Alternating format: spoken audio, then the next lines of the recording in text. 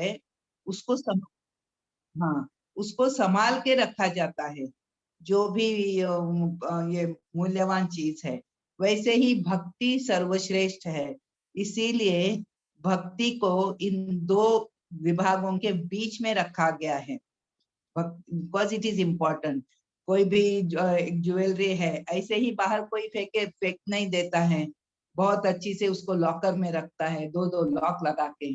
वैसे ही यहाँ पे कर्म योग है और ज्ञान योग है, उसके बीच में भक्ति योग है।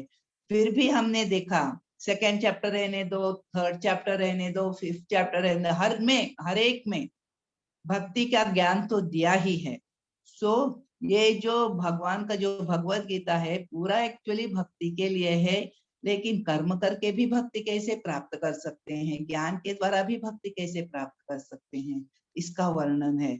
और इसको कैसे बताते हैं कि सैंडविच के मसाला इंपॉर्टेंट है। आपका बर्गर रहने दो, कुछ भी रहने दो, दो तरफ ब्रेड रहेगा तो भी उसके बीच में जो मसाला भरा है वो महत्वपूर्ण है। वैसे ही 7th to 12th चैप्टर भक्ति योग है, ये बहुत ही महत्वपूर्ण है।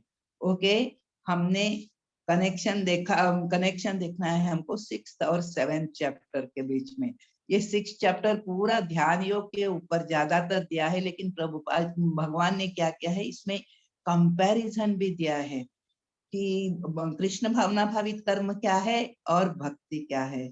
सो आज के जमाने में कृष्ण भावनामृत कर्म क्या है और ध्यान योग क्या है। देखिए, ये भगवत गीता तो विवस्वान को दी गई थी, हमने इसकी हिस्ट्री में पढ़ा चैप्टर 4 में। सो सूर्यदेव विवस्वान को करोड़ों वर्ष पूर्व ये ज्ञान दिया गया था, लाखों वर्ष पूर्व, करोड़ों वर्ष पूर्व ये ज्ञान दिया था सृष्टि की। तो ये ज्ञान उन लोगों के लिए भी था और कलयुग के लिए के लोगों को भी है। इसलिए क्या हो जाता है कि उन दिनों में जो तपस्या वगैरह ध्यान वगैरह धरते थे तो हजारों लाख वर्ष, 1 लाख वर्ष उनका लाइफ स्पैन रह सकता था। तो उसमें कुछ हजार वर्ष अगर आप तपश्चर्या करो वो करते थे। आज तो आयु 100 साल भी नहीं रहती है, और तपश्चर्या के लिए जो उन्होंने क्वालिफिकेशन बोला है वो किसी के पास नहीं है, ऐसी जगह कहीं भी नहीं है। और मनुष्य के लक्षण बताए हैं कि वो अल्पायु है, उसका मन चंचल है, तो अर्जुन ने ही बताया। सो एक जगह रुकता नहीं है और हमेशा मोहग्रस्त रहते हैं, पीड़ित रहते हैं, एंजाइटी में रहते हैं। ऐसे लोग ध्यान नहीं लगा सकते हैं। सो आसक्ति से रहित लोग ध्यान लगा सकते हैं, आसक्ति से भरे हुए हैं। इसीलिए इस जमाने में, इस कलयुग में ध्यान लगाना बहुत ही मुश्किल है। इसीलिए प्रभुपाद जी ने हर जगह कंपैरिजन में बताया है कि ध्यान योग से भक्ति योग कैसे श्रेष्ठ है। सो ये भूमिका प्रभुपाद जी ने मीन्स भगवान ने बताई है कि अब तक आपको पूरा कर्म के बारे में सब बता के, यज्ञ के बारे में सब बता के, फाइनली ध्यान योग के बारे में भी बताया कि आप भगवान पर ध्यान कैसे लगा सकते हो। और यहाँ पे बता रहे हैं कि ध्यान योग और भक्ति योग में क्या कनेक्शन है। 7th चैप्टर से 12th चैप्टर ये भक्ति योग है। ओके, देखो 6ठे अध्याय के 47 श्लोक में भगवान ने बताया है, जो योगी अपने अंतःकरण में मेरे विषय में सोचता है, मेरी दिव्य प्रेमा भक्ति करता है, वह उत्तम है। सो उन्होंने ध्यान योग के अंत में ही बताया है कि मेरे बारे में सोचने वाला, मेरी दिव्य प्रेमा भक्ति करने वाला सबसे उत्तम है। 6.47 में बताया कि श्रद्धा पूर्वक मेरे परायण हो जाओ। श्रद्धा कैसी आती है? ज्ञान से आती है। सो ज्ञान नहीं होगा तो कृष्ण की स्थिति के विषय में हमारे मन में संशय होगा। सो इसीलिए 7 से 12 जो है, इन 6 अध्यायों में भगवान अपने विषय में ज्ञान प्रदान करते हैं। 7 से 12 में कि किस प्रकार वे पूर्ण पुरुषोत्तम भगवान है, इस प्रकार हमें भक्ति के लिए प्रेरित करते हैं और हमारी भक्ति को बढ़ाते हैं। सो यहाँ पे भगवान, हमने देखा कि पहले 6 चैप्टर में आत्मा के बारे में, हमारे सराउंडिंग के बारे में पूरा ज्ञान है। अब इन 6 चैप्टर्स में भगवान अपने बारे में ज्ञान देंगे और लास्ट 6 चैप्टर में प्रकृति के बारे में भी ज्ञान देंगे। ओके, सो यहाँ पे जो हो गया है, अच्छा इसका डिवीजन इस प्रकार है।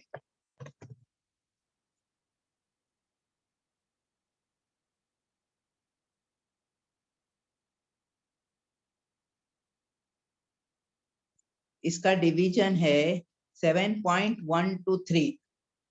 सो हम भगवान को किस प्रकार जान सकते हैं? भगवान बोलते हैं यथा ज्ञास्यसि तत् शृणु, मेरे द्वारा सुनो, मैं जो कह रहा हूँ उसको सुनो बोल के सुनने के ऊपर जोर दे रहे हैं। भगवान को केवल सुनो बोल के भगवान बोलते हैं, केवल सुनो। श्रवण के द्वारा भगवान कृष्ण को जानना। भगवान कृष्ण अर्जुन को अपनी भौतिक तथा आध्यात्मिक शक्तियों के विषय में सुनने को बोल रहे हैं। फिर सेक्शन 2 है, इसका विभाग 2 है 7.4 to 12। भगवान की भौतिक तथा आध्यात्मिक शक्तियों के विषय में जानना। कृष्ण पदार्थ तथा आत्मा दोनों का स्रोत है। सो हमको जानना है कि कृष्ण केवल आत्मा का ही स्रोत नहीं है, पदार्थ का भी स्रोत वही है। और सारी सृष्टि भगवान की भौतिक तथा आध्यात्मिक शक्तियों का संयोग है। हर वस्तु में भगवान क्रियाशील रहते हैं। Krishna is always active. फिर नेक्स्ट है कि सारी भौतिक सृष्टि प्रकृति के 3 गुण। प्रकृति के 3 गुण कौन से हैं? हरे कृष्णा, प्रकृति के 3 गुण। सतोगुण, रजोगुण, तमोगुण। Very good. सतोगुण, रजोगुण, तमोगुण, इन 3 गुणों के संयोग से ये भौतिक सृष्टि प्रकट हुई है। और यद्यपि भगवान अपनी शक्तियों के अंतर्गत नहीं है, लेकिन ये तीनों गुण भगवान की ये प्रकृति के द्वारा दिए गए हैं। सेक्शन 3 7.13-14 में प्रकृति के 3 गुण भगवान कृष्ण द्वारा नियंत्रित है, इसलिए समर्पण करो। क्योंकि हम तो गुणों के अंतर्गत कार्य करते हैं और ये प्रकृति के 3 गुण भगवान के नियंत्रण में कार्य करते हैं। इसके लिए फाइनली हमको प्रकृति के 3 गुण कैसे भी हमको दबाते ही हैं, तो भगवान की शरण ले लो बोल के भगवान बोल रहे हैं। जो भगवान कृष्ण की शरण ग्रहण करते हैं वे 3 गुणों द्वारा मोहित नहीं होते और भगवान को जान पाते हैं। सो हम 3 गुणों से मोहित है ही, लेकिन यहाँ से बाहर निकलने का भी तरीका भगवान बता रहे हैं। सेक्शन 4 है 7.15 to 19। सो 15 to 19 में बहुत अच्छा है। ये हम सब लोग, सारी भगवत गीता हम लोगों के लिए ही है, लेकिन यहाँ पे देखो पापी लोग भगवान की शरण ग्रहण नहीं करते जबकि पुण्यात्मा करते हैं। सो हम किस कैटेगरी में आते हैं यहाँ पे हमको पता चल जाएगा। सो 4 प्रकार के लोग भगवान की शरण नहीं लेते हैं और 4 प्रकार के लोग भगवान की शरण लेते हैं। ओके, उनमें से जो शरण लेते हैं, जो भौतिक इच्छाओं से रहित ज्ञानी है, वे उत्तम है, परंतु वो विरले हैं। शरण लेने वाले और भगवान के विषय में ज्ञान है और शरण लेते हैं और जो भौतिक इच्छाएं से रहित है। सो हमारी प्रॉब्लम है भौतिक इच्छाओं से रहित नहीं हो सकते, तो इसलिए हमको सोचना है, अरे हमको किसी न किसी कैटेगरी में जाना है, हम कौन से कैटेगरी में घुसने के लिए हम अपने आप को हमने तैयार किया है बोल के हमको जानना है। हम तैयार नहीं कर सकते, हम भगवान से प्रार्थना कर सकते हैं, भगवान तैयार करेंगे हमको। सेक्शन 5 है 7.20 to 25। ये हमारे ये पूरे चैप्टर्स ही इतने अच्छे हैं। ये भक्ति योग जो है 7 चैप्टर जो हमारे लिए ही है। हाँ, देवी देवताओं की पूजा तथा निराकारवाद। जो देवी देवताओं की शरण लेते हैं तथा जो निराकारवादी हैं, उन्हें भगवान कृष्ण का ज्ञान नहीं है। हम पूजा तो कर रहे हैं, हमको बोल रहे हैं कि भगवान कृष्ण का ज्ञान नहीं है। हमको समझना चाहिए कि भगवान क्या कहना चाहते हैं इसमें। ओके, मूर्खतावश वे भगवान की शरण नहीं लेते। हमारे ऊपर और एक लेबल लग गया है कि हम मूर्ख हैं। सेक्शन 6 7.26 to 30 भ्रम तथा भ्रम से मुक्ति। माया जीव को द्वंद्व द्वारा मोहित करती है, भक्तिमय सेवा जीव को द्वंद्व से मुक्त करती है। सो हम किस प्रकार द्वंद्व से मुक्त हो सकते हैं, किस प्रकार द्वंद्व से बन जाते हैं, दोनों दिया है। भक्तिमय सेवा द्वारा कृष्ण भावना भावित होकर जीव मृत्यु के समय पर भी भगवान को जान सकता है। एक उम्मीद जगाई है हमारे अंदर। ओके, सो यहाँ पे देखिए, सो भगवत गीता का 7वां चैप्टर है भगवत ज्ञान, भगवान के विषय में ज्ञान। और इसके 30 वर्सेस है, 30 श्लोक हैं इसके, और इनका विभाजन देखा हमने अभी हम श्लोक वाइज जाएंगे। श्री भगवान उवाच मय्यासक्त मना पार्थ योगं युञ्जन्मदाश्रयः असंशयं समग्रं मां यथा ज्ञास्यसि तच्छृणु। सो भगवान उवाच आया है, हमने सेकंड चैप्टर से देखा कि भगवान उवाच यहाँ पे क्यों आया है। पराशर मुनि जो व्यास देव के पिता हैं, उन्होंने भगवान की डेफिनेशन दी है। भगवान के एक एक ऐश्वर्य को कौन मीन्स पूरे जो षड ऐश्वर्य हैं, उनका एक एक एग्जाम्पल कौन दे सकता है। अगर कोई दे सकता है तो जल्दी से बोलिए, नहीं तो मैं बोल दूंगी, क्योंकि हम लोगों को आगे जाना है। अगर कोई भी जानता है कि भगवान के षड ऐश्वर्य कौन से हैं और कोई बोलना चाहता है तो प्लीज बोल दीजिए उदाहरण के।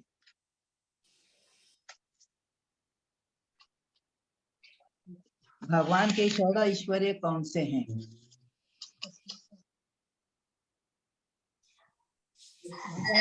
ओके, मैं बोल, कोई बोलेगा? पण माता जी, ऐश्वर्य से समग्र से भगवान दिव्य है, कृष्णा, भगवान दिव्य है, यही सब क्या माता जी? भगवान का शरीर परिवर्तन नहीं होता, नहीं, हमारा होता है, यही सब है? नहीं, हरे कृष्णा। नहीं नहीं नहीं, हरे कृष्णा। हाँ हरे कृष्णा। हाँ, हरि बोल माता जी, बोलिए बोलिए।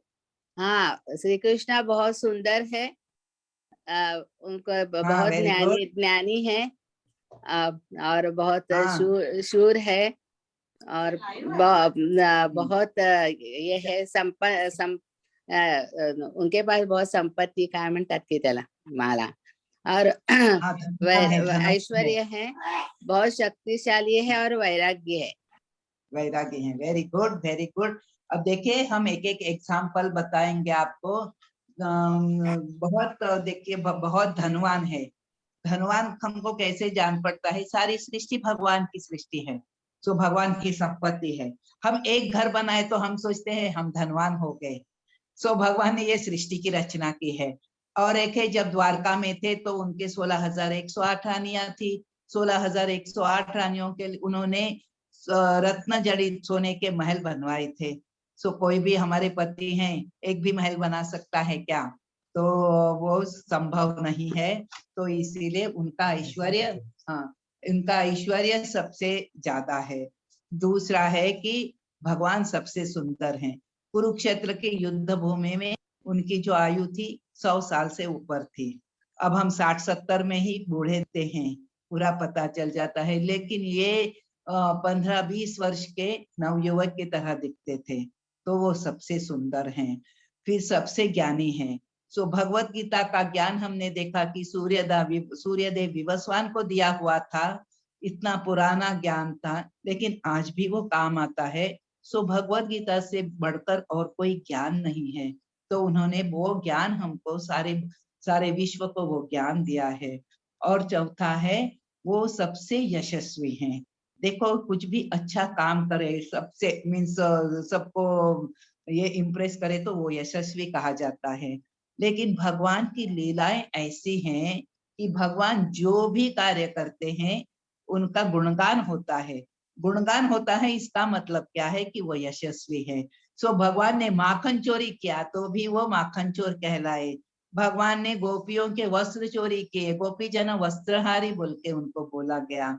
सो जो भी गोवर्धन पर्वत उठाया, गोवर्धन गिरिधारी, ऐसे जो भी उन्होंने रण छोड़ के भाग गए, ये तो बहुत गुणगान की बात नहीं है, फिर भी भगवान ऐसे हैं रण छोड़ रहा है बोल के उनका वो भी उनको अप्रिशिएट हो जाते हैं। इस प्रकार भगवान ने जो भी कार्य किए हैं सो भगवान का यशोगान हुआ है। उसके बाद भगवान और क्या है, हाँ, सबसे बलशाली बलशाली उन्होंने देखे इतनी छोटी उम्र में पूतना का तो कुछ दिनों के थी, 6 दिनों के, ऐसे कुछ दिनों में उन्होंने पूतना का वध किया है, अनेक अनेक राक्षसों को मारा है। फिर गोवर्धन पर्वत 7 साल की उम्र में उन्होंने अपने लेफ्ट हैंड की छोटी उंगली के, बाएं हाथ की छोटी उंगली के ऊपर 7 दिन 7 रात को उठाया था। ये कोई नहीं कर सकता। सबसे बड़े वैरागी हैं, सबसे बड़े वैरागी कैसे, ये पूरी सृष्टि उन्होंने है, एक बार हमको दे दी है तो उसके बाद वो दखलंदाजी नहीं करते हैं। हम देखो घर बनाते हैं, कोई भी गेट खोल के अंदर आ गया, हम पूछते अरे कौन आ गया, बोले तो उनको क्या है कि उनको ये है, ये मेरा घर है, इसके अंदर कोई नहीं आना। ये सृष्टि तो भगवान की है, भगवान ने बनाई है, लेकिन भगवान कभी नहीं बोलते ए मेरा ऐसा क्यों किया, वो क्यों। अभी देखो हम भगवान की जो रिसोर्सेस हैं कितना उनको हम एक्सप्लॉइट करते हैं, लेकिन भगवान ने कभी हमको बोला है कि हमको समझना चाहिए, लेकिन भगवान तो हमको नहीं बोलते हैं यो क्यों कर रहे वो क्यों कर रहे, ऐसा कुछ भी नहीं बोलते हैं। ये जो षड ऐश्वर्य जो है भगवान में पूरी मात्रा में है, इसीलिए भगवान को भगवान कहा गया है। ये षड ऐश्वर्य 100% किसी में भी नहीं है, थोड़ी थोड़ी मात्रा में हो सकते हैं, लेकिन किसी में भी ये ऐश्वर्य पूरी मात्रा में नहीं है, इसीलिए उनको भगवान कहा गया है। ओके, यहाँ पे भगवान जो बोल रहे हैं कि फर्स्ट श्लोका में हे पृथा पुत्र अब सुनो कि तुम किस तरह मेरी भावना से पूर्ण होकर और मन को मुझ में आसक्त करके योगाभ्यास करते हुए मुझे पूर्णतया संशय रहित जान सकते हो। सो भगवान को जानना है तो हमको एक करना है, मन में संशय नहीं रखना चाहिए। हम क्या सोचते हैं, हम सुनते हैं ओके भगवान बोलते हैं कि मेरी शरण ले लो, सर्वधर्मान परित्यज्य माम एकम शरणम व्रज। सो हम त्वां सर्व पापेभ्यो मोक्षयिष्यामि मा शुचः, इतना बोलते हैं, फिर भी हम क्या करते हैं, ओके भगवान ने बोला है ठीक है, भगवान भी शरण लेंगे, लेकिन हम देवी देवताओं को छोड़ नहीं सकते, हमारे परिवार जनों को छोड़ नहीं सकते, हम ये घर इसकी कोई जरूरत नहीं है कुछ भी, भगवान सब, भगवान बोलते हैं योगक्षेम वहाम्य है, आपके पास जो नहीं है वो लाके दूंगा, आपके पास जो है उसकी रक्षा करूंगा। हमको विश्वास है क्या, हमको विश्वास नहीं है तो हम इकट्ठा करते रहते हैं।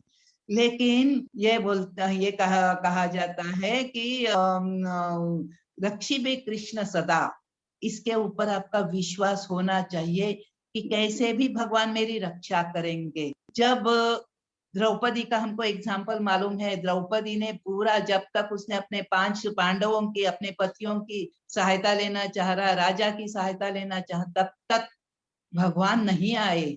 लेकिन जब द्रौपदी ने देखा मैं अपनी ये क्या रक्षा कर सकती हूँ, तब भी भगवान नहीं आए।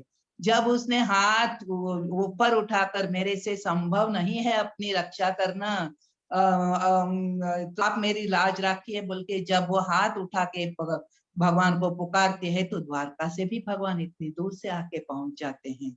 इसका अर्थ क्या है, हमारी श्रद्धा, सो उनकी भावना से हमको पूर्ण होना रहना चाहिए, मन को पूरी तरह भगवान में आसक्त करना चाहिए, संशय नहीं रखना चाहिए, तब हम भगवान को प्राप्त कर सकते हैं। ओके, सो दूसरा है ज्ञानम ते हम सविज्ञानम वक्ष्यामि, हाँ, ज्ञानम ते हम सविज्ञानम इदं वक्ष्यामि अशेषतः यज्ञात्वा नेह भूयोऽन्यत् ज्ञातव्यम् अवशिष्यते। भगवान बोलते हैं जो ज्ञान मैं दे रहा हूँ वो विज्ञान के साथ मीन्स खाली मैं थियोरेटिकल ज्ञान नहीं दूंगा, मैं जो ज्ञान दे रहा हूँ वो आप आचरण में ला सको, वो विज्ञान है। उस विज्ञान के साथ मैं ये आपको दिव्य ज्ञान बोले तो क्या है, ये भौतिक जो ज्ञान है उसको दिव्य ज्ञान नहीं कहा गया है, इसको भौतिक ज्ञान है ये। और ये क्या है, हमारे साथ खत्म हो जाता है। लेकिन भगवान के बारे में, भगवान की शक्तियों के बारे में, उनकी लीलाओं के बारे में जो भी ज्ञान है वो दिव्य ज्ञान है। और अगर इस दिव्य ज्ञान को हम भगवान के, जो भगवान ने दिया है उसको आचरण में लाते हैं, तो भगवान आगे बोलते हैं भूयोन्यत ज्ञातव्यम नेहम भूयोन्यत ज्ञातव्यम अवशिष्यते। इसके बाद आपको और कुछ भी जानने की कोई जरूरत नहीं रहती है, ये पूर्ण ज्ञान है। ये पूर्ण ज्ञान है बोलते हैं, तो हमको ये पढ़ना वो पढ़ना वो पढ़ना कुछ भी जरूरत नहीं है। एक भगवत गीता भागवतम, भगवत गीता क्या है, भागवतम क्या है, सुनिए। भगवत गीता जो है भगवान का उपदेश है, और भागवतम जो है वो क्या है कि भगवान की लीलाएं हैं। इसमें भगवान हमको कैसे जीना है बताते हैं। भागवतम ने, भगवान ने अपने भक्तों के पास, भक्त कैसे जिए, भगवान ने अपने भक्तों के साथ जो लीलाएं की है उसका वर्णन है। ओके, अभी तीसरा श्लोक है, मनुष्याणाम सहस्रेषु कश्चित् यतति सिद्धये यततामपि सिद्धानाम कश्चिन् मां वेत्ति तत्वतः। सो भगवान बोलते हैं मैं तुमको बताता हूँ, लेकिन ये बहुत मुश्किल है इस रास्ते पे चलना। कई हजार मनुष्य में से कोई एक सिद्धि के लिए प्रयत्नशील होता है। देखिए, हम हजारों मनुष्यों में से एक है, हम प्रयास कर रहे हैं, और इस तरह सिद्धि प्राप्त करने वालों में से विरला ही कोई मुझे एक वास्तव में जान पाता है। सो हम सिद्धि प्राप्त करने के स्तर तक पहुंचे नहीं है। लेकिन भगवान बोलते हैं अगर सिद्धि कोई प्राप्त कर भी लेता है तो भी वो कोई विरला ही व्यक्ति मेरे को पूरी तरह जान पाता है, मेरे को जानना इतना आसान नहीं है बोल के भगवान यहाँ पे बोल रहे हैं। इसीलिए यहाँ पे भक्ति रसामृत सिद्धों में बताया है, अतः श्री कृष्ण नामादि न भवेद ग्राह्यमिन यही सेवान्मुखे ही जिह्वादौ स्वयमेव पुरतः। कुंठित इंद्रियों के द्वारा कृष्ण को तत्व से नहीं समझा जा सकता। भक्तों द्वारा की गई अपनी दिव्य सेवा से प्रसन्न होकर भक्तों को आत्म तत्व प्रकाशित करते हैं। भगवान ये, जब हम भगवान की भक्ति करते हैं तो भगवान ये ज्ञान हमारे अंदर प्रकाशित करते हैं। हम ये नहीं सोच सकते हैं कि हम भगवान के बारे में पढ़ के सुन के मीन्स ऐसा मीन्स ज्ञान प्राप्त करेंगे। जब भगवान हमारे ऊपर कृपा करेंगे और तभी हम इसको ज्ञान को प्राप्त कर सकते हैं। अब भगवान अर्जुन के साथ थे, अर्जुन को डायरेक्ट ज्ञान दिया। आज भगवान ने भगवत गीता जो दी है उसको हम सोच सकते हैं, हम पढ़ के समझ सकते हैं, लेकिन जो गुरु परंपरा में आने जो गुरु हैं, अगर गुरु के द्वारा जो बोलते हैं गुरु, उसको सुन के अगर इस ज्ञान को हम आत्मसात करते हैं तो भगवान की कृपा हमको प्राप्त होती है, तो हम ज्ञान को सही रूप में समझते हैं। समझना काफी नहीं है, व्यवहार में लाना जरूरी है। ओके, सो यहाँ पे अभी भगवान अपनी शक्तियों के बारे में बताते हैं। उनकी दो प्रकार की शक्तियां हमने देखा है। कौन सी दो प्रकार की शक्तियां हैं? बहिरंगा शक्ति और अंतरंगा शक्ति। Very good. भगवान की दो शक्तियां हैं, अंतरंगा शक्ति भगवान की इंटरनल पोटेंसी, बहिरंगा शक्ति एक्सटर्नल पोटेंसी। उसके बीच में हमने देखा है और एक शक्ति है, उसका नाम है तटस्थता और मार्जिनल पोटेंसी, नहीं तो तटस्था शक्ति। इसमें क्या आ जाता है, सारे जीव इसमें आ जाते हैं। और अंतरंगा शक्ति बोले तो भगवान का आध्यात्मिक जगत, बहिरंगा शक्ति बोलो तो ये भौतिक जगत। और सारे जीव देवी देवता ये सारे क्या हो जाते हैं, ये तटस्था शक्ति में आते हैं। ये तटस्था शक्ति कैसे है हमने बोला है, और कोई बोल सकता है क्या? पहले जिन्होंने हमारी क्लासेस अटेंड की हैं, कोई बोल सकता है क्या ये तटस्था शक्ति क्या है? सबने सुना है।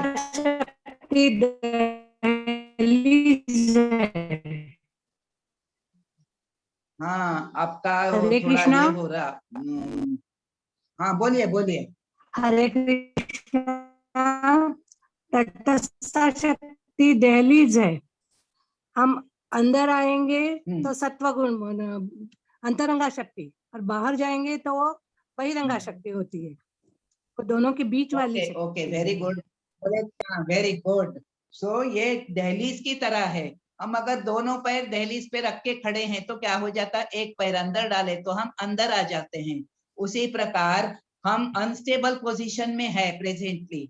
सो अब हम एक पैर अंदर डालेंगे तो उम्मीद दिखती है कि दूसरा भी पैर अंदर डाल के हम अंतरंगा शक्ति में आ सकते हैं। लेकिन एक पैर बाहर डालेंगे तो दूसरा भी पैर बाहर जाके हम बहिरंगा शक्ति में जा सकते हैं। ओके, अब यहाँ पे बहिरंगा शक्ति के विषय में बता रहे हैं भगवान। भूमिरापो नलो वायु खम मनो बुद्धिरेव च अहंकार इति यमे भिन्ना प्रकृतिरष्टधा। मेरी 8 प्रकार की, देखो यहाँ पे भगवान बताते हैं पृथ्वी, जल, अग्नि, वायु, आकाश, ये 5 ये पंच महाभूत है। फिर मन, बुद्धि तथा अहंकार, ये और 3 सूक्ष्म शरीर है और ये स्थूल शरीर है। ये स्थूल शरीर और सूक्ष्म शरीर के ये बताए हैं एलिमेंट्स। ये 8 प्रकार से विभिन्न विभक्त मेरी भिन्ना प्रकृतियां हैं। सो ये भगवान की भिन्ना प्रकृति है, ये भौतिक प्रकृति है। ओके, और उसके बाद है अपरेयम इतस्त्वन्याम प्रकृतिम विद्धि में पराम जीव भूताम महाबाहो येदम धार्यते जगत। लेकिन भगवान बोलते हैं, हे महाबाहु अर्जुन, इसके अतिरिक्त मेरी एक अन्य पराशक्ति है। हमको समझना है, अपरा बोले तो कनिष्ठ प्रकृति, अपरा बोले तो भौतिक प्रकृति, और परा बोले तो पर निकृष्ट प्रकृति। देखो, अपरा परा बोले तो श्रेष्ठ प्रकृति। ओके, सो अपरेयम इतन्याम, हे महाबाहु अर्जुन, इसके अतिरिक्त अभी 8 तत्वों से जो बनी है उस शक्ति के बारे में बताया। अब भगवान बोलते हैं, इनके अतिरिक्त मेरी एक अन्य पराशक्ति है जो उन जीवों से युक्त है जो इस भौतिक अपरा प्रकृति के साधनों का विदोहन कर रहे हैं। सो यहाँ पे कौन विदोहन कर रहा है? जीव। यहाँ पे तात्पर्य में प्रभुपाद जी लिखते हैं, जीव अपने विभिन्न कार्यों के लिए अपरा शक्तियों का विदोहन करता रहता है। स्वयं परमेश्वर की पराशक्ति है वो और यह वही शक्ति है जिसके कारण संसार कार्यशील है। सो भगवान की ये पराशक्ति श्रेष्ठ है। और हम भी अनस्टेबल पोजीशन में, हम तो तटस्थ शक्ति के अंदर हैं, नहीं तो हम भी भगवान की तरह सच्चिदानंद हैं, ज्ञान से पूर्ण है, शाश्वत है, आनंद से पूर्ण है। जो भगवान की क्वालिटी है वो जीव के अंदर भी है। लेकिन हम क्या करते हैं, जब अपरा प्रकृति के संपर्क में आते हैं, सो आते ही अपने भी विभिन्न कार्यों के लिए अपरा शक्तियों, उनको निचोड़ने का, उनको एक्सप्लॉइट करने का काम कर रहे हैं। से हमको जो चाहिए, हमने देखा कि यज्ञ द्वारा जब हम यज्ञ संपन्न करते हैं तो हमारी सारी जरूरतें ये जो देवी देवता है पूरी करते हैं। सो देवी देवता, और ये देवी देवता को ये हमारे यज्ञ ये करने के मीन्स उनको हमको जो भी जरूरतें जो पूरी करते हैं, वो शक्ति किसने प्रदान की है? भगवान ने प्रदान की है वो शक्ति। फिर भी क्या करते हैं, देखो बोलते हैं कि our needs are very few but our greed has no limit बोल के। हमारा जो लालच है उसका कोई लिमिट नहीं है। इसलिए क्या हो जाता है, हमको जितना मिलता है उससे ज्यादा हम चाहते हैं। श्री ईशोपनिषद में बताया है कि ईशावास्यमिदं सर्वम यत्किंच जगत्याम जगत तेन त्यक्तेन भुंजीता मा गृध कस्य धनम। सो भगवान ने हमारा कोटा पक्का किया है कि आपको जीवन में कितनी जरूरत है, उतनी जरूरत हमको पूरा देते हैं भगवान। लेकिन हम जरूरत से नहीं जाते हैं, हम लालच से जाते हैं। इसके लिए जितना है उतना हमारे लिए कम है। सो कम है तो क्या करेंगे, भगवान के कोटे में से ले लेते हैं। जो भगवान हमारा नहीं है, दूसरे किसी का है, उसमें से लेने का प्रयास करते हैं। ओके, सो यहाँ पे हमारी ये गलती है कि हम अपने इसमें संतुष्ट नहीं है। परमेश्वर कृष्ण ही एकमात्र नियंता है, सारे जीव उन्हें द्वारा नियंत्रित है, सारे जीव उनकी पराशक्ति हैं। लेकिन हम प्रकृति के संपर्क में आकर प्रकृति, हम अपने आप को शरीर मानते हैं, शरीर से जुड़े लोगों को अपना मानते हैं, शरीर से जुड़ी चीजों को अपना मानते हैं और उन्हीं को जुटाने में लग जाते हैं। एतद्योनीनि भूतानि सर्वाणि इति उपधारय अहं कृष्णस्य जगतः प्रभवस्प्रलयस्तथा। फिर भगवान बोलते हैं सारे प्राणियों का उद्गम, अब सारे जो जीव भौतिक इस जगत में आए हैं उनका उद्गम इन्हीं दो शक्तियों में है। कौन सी दो शक्तियां हैं ये? परा और अपरा। परा और अपरा, ये दो शक्तियां हैं। सो यहाँ पे भगवान बोलते हैं कि सारे प्राणियों का उद्गम इन्हीं दो, क्योंकि शरीर प्राप्त होता है अपरा शक्ति द्वारा, लेकिन हम लोगों को जो ये है, जो आत्मा है वो पराशक्ति है। सो आत्मा जब किसी शरीर में जाता है तो वो जीव उत्पन्न हो जाता है। इस प्रकार परा और अपरा दोनों शक्तियां जरूरी है सो सृष्टि के लिए। इस जगत में जो कुछ भी भौतिक तथा आध्यात्मिक है उसकी उत्पत्ति तथा प्रलय मुझे ही जानो। तो भगवान बोलते हैं यहाँ जो कुछ भी है उसका नाश भी मैं ही करता हूँ, उसकी उत्पत्ति भी मैं ही करता हूँ, उसका सृष्टा भी मैं ही हूँ और विनष्टा भी मैं ही हूँ। ओके। मत्तः परतरं नान्यत् किंचिदस्ति धनंजय मयि सर्वमिदं प्रोतं सूत्रे मणिगणा इव। ये बहुत इंपॉर्टेंट श्लोक है इसमें तो सारे ही इंपॉर्टेंट है, लेकिन यहाँ पे एक उदाहरण दिया है। भगवान ने एक उदाहरण दिया है कि सूत्रे मणिगणा इव। ये सारी जो आप ये मीनिंग पहले पढ़ेंगे। हे धनंजय, मुझसे श्रेष्ठ कोई सत्य नहीं है। जिस प्रकार मोती धागे में गूंथे रहते हैं उसी प्रकार सब कुछ मुझ पर ही आश्रित है। सो हम सोचते हैं वी आर इंडिपेंडेंट, हम स्वतंत्र हैं, लेकिन हम किस प्रकार, हम कुछ भी करने के लिए स्वतंत्र नहीं है। हम सांस नहीं लेंगे सोच के बैठ सकते हैं क्या? बगैर सांस लिए सांस लेनी पड़ती है। बगैर खाए पिए हम कितने दिन रह सकते हैं? ये शरीर की जरूरतें हैं, पूरा करना ही पड़ता है। बाथरूम जाना, खाना पीना कुछ भी हम छोड़ नहीं सकते हैं। एक बार भक्ति सिद्धांत सरस्वती ठाकुर का एग्जाम्पल है, ट्रेन में जा रहे थे और एक मायावादी एक कोई उनको मिल गए।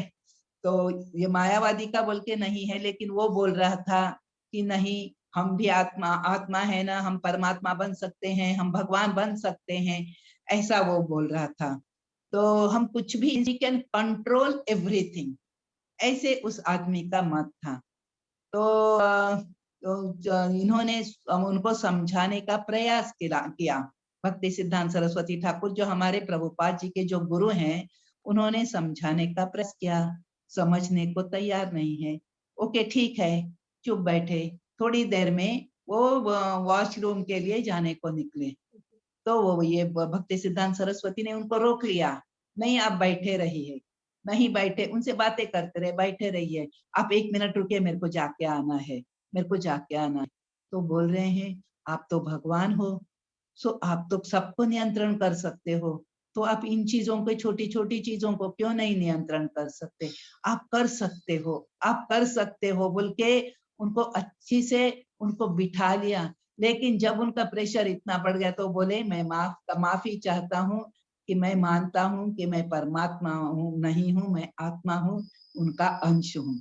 तो ऐसे एक एक के सिखाने का ढंग एक एक तरह का रहता है।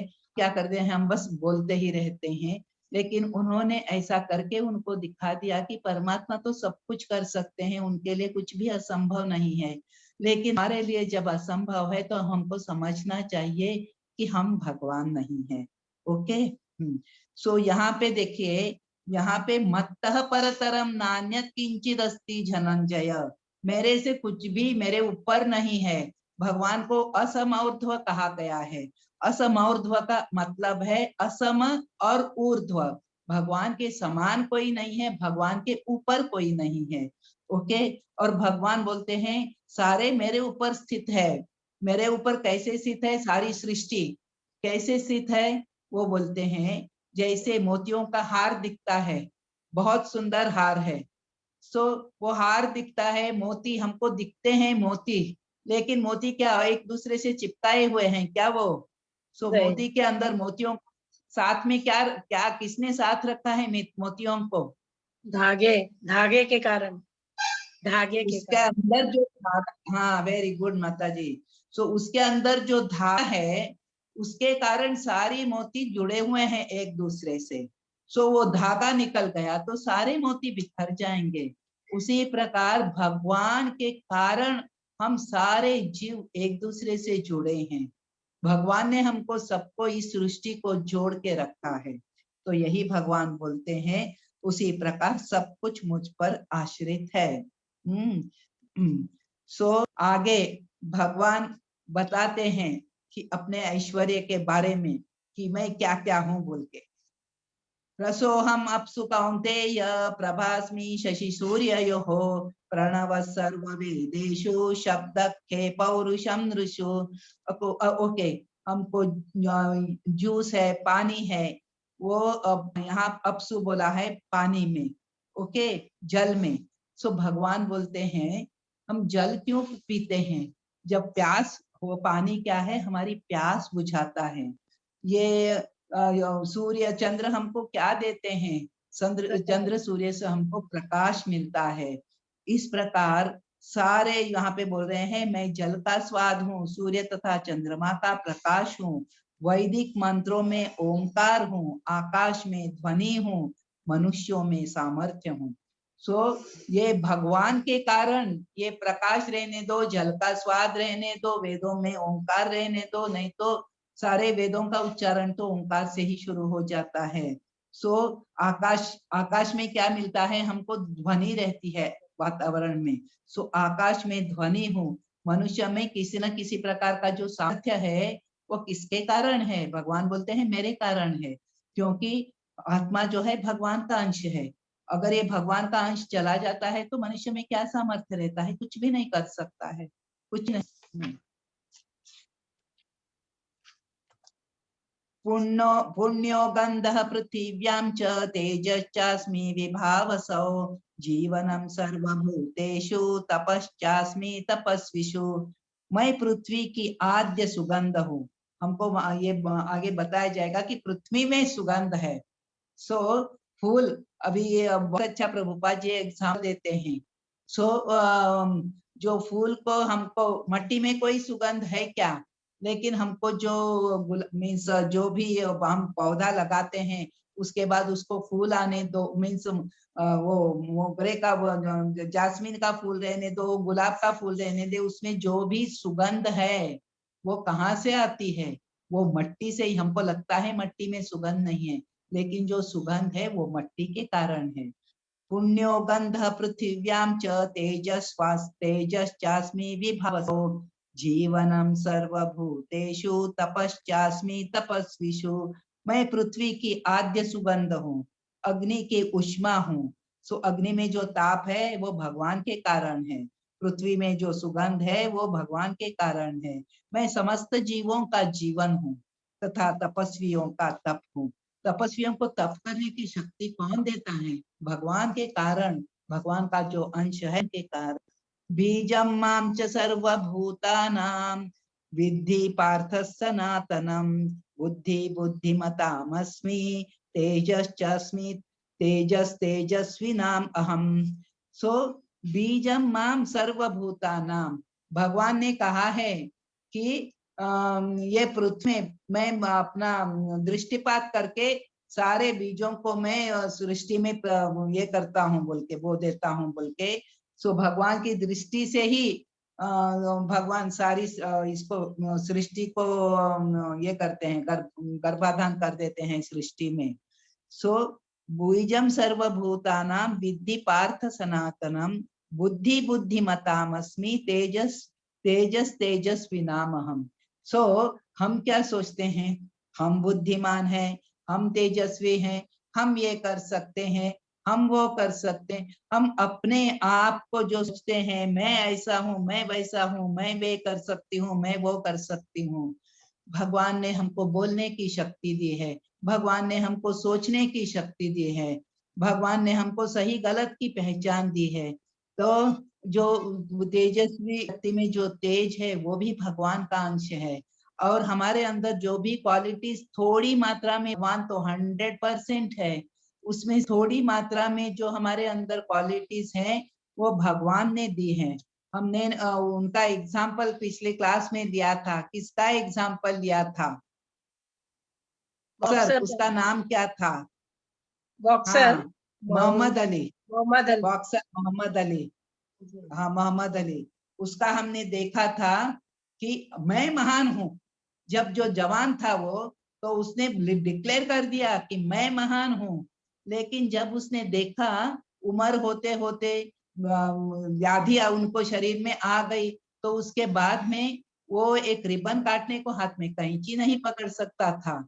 सो ऐसे पूरा देख के मीन्स बुद्धि काम नहीं कर रही थी, शरीर काम नहीं कर रहा था।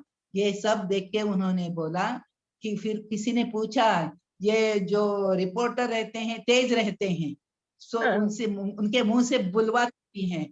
तो उन्होंने पूछा कि आपने तो कहा था कि मैं सबसे महान हूं बोल के, आज आपकी क्या राय है?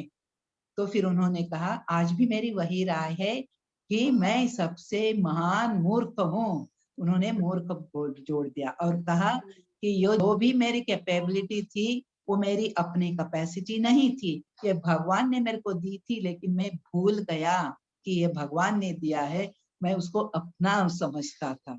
तो हम लोगों को भी ये भ्रम नहीं होना चाहिए, करने वाली मैं हूँ, करने वाला मैं हूँ, बोलने वाली मैं हूँ। क्योंकि भगवान की कृपा ना रहे तो हम कुछ भी नहीं कर सकते। ये भगवान की कृपा से, गुरु की कृपा से हम जो आज कर रहे हैं, वैष्णवों की कृपा से, उनके आशीर्वाद से ये होता है, वरना ये करना हमारे बस का नहीं है। ओके। बलम बलवताम चाहम कामराग विवर्जितम धर्म विरुद्धो भूतेषु कामोस्मि भरतर्षभ। यहाँ पे ऐश्वर्य में सारे पढ़ रही हूँ, क्योंकि हमको जानना है कि भगवान किन किन ऐश्वर्यों से पूर्ण है बोल के, तो मैं पढ़ रही हूँ। मैं बलवानों का कामनाओं का तथा मैं बलवानों का कामनाओं का तथा इच्छा से रहित बल हूँ। सो भगवान बोलते हैं बलवानों का मैं बल हूँ, लेकिन जो बल मेरे काम के लिए काम में आएगा ऐसा बल हूँ। अपने इंद्रिय तृप्ति के लिए बल का यूज करना चाहते हैं तो वो बल मैं नहीं हूँ। ओके।